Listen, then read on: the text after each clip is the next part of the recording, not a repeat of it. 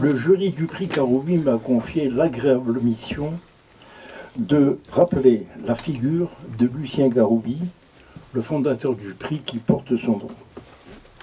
J'ai eu l'honneur, comme vient de le rappeler le président Éric de Rothschild, j'ai eu l'honneur avec Michel Ternisien de recevoir le premier prix du prix Karoubi, et en 1981, des mains de monsieur votre père, Alain de Rothschild, et en présence de Lucien Karoubi lui-même. Et c'est là où j'ai fait sa connaissance. Il m'avait ensuite demandé de faire partie du jury du prix qui est créé sous l'égide du CASIB, comme vous le savez, aujourd'hui CASIB Kojazor. Lucien Karoubi est né à Tunis le 3 novembre 1894. Juif et franc-maçon, il a été l'artisan convaincu et acharné de la paix, de la concorde, et je peux dire de l'entente universelle. Et cela au-delà des croyances, au-delà de la religion et des religions. Sans exagérer, je peux vous affirmer que Lucien Karoubi était un homme hors du commun.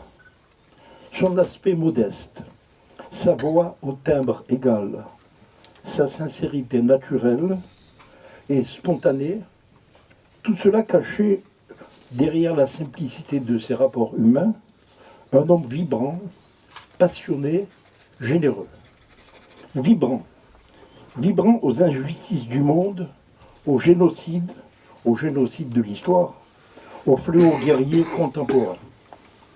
Passionné par les justes causes, par la défense de la liberté individuelle ou de la liberté collective.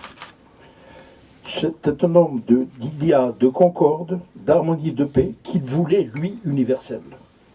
Enfin, généreux, au point de vous dire par le détail, ses actions humanitaires dépasseraient le cadre de cette intervention. Homme de bonté, mais aussi de justice et de charité. Lucien Karoubi était cet autodidacte venu de sa lointaine Tunisie, devenu chercheur en philosophie, non pas par vocation, mais par nécessité, disait-il. Et il me disait aussi que c'était pour mieux comprendre les autres.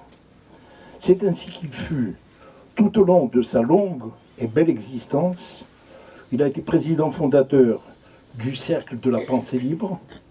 Il savait, avec d'autres frères en humanité, dénoncer tous les fanatismes et toutes les formes d'intolérance. Sans doute faut-il aujourd'hui beaucoup de foi, de charité et d'espérance pour parler de la simple justice et de la seule tolérance dans nos temps de réveil du fanatisme et de la barbarie.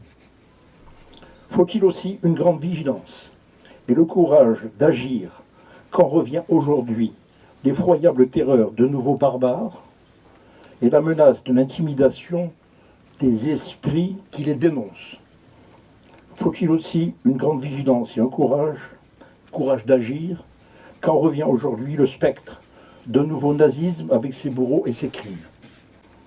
Le vrai danger est sans doute là, dans ce subtil et constant glissement qui acclimate l'infâme à l'ordre du discours. J'ai plus que la conviction, mais la certitude que Lucien Karoubi serait heureux, très heureux, de voir le prix de sa fondation aller à une juive, rabbin et écrivain, et à un musulman, islamologue et écrivain.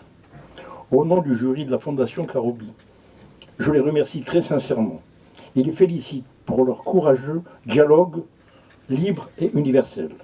Ce dialogue appellera, j'en suis convaincu, d'autres dialogues libres et universels.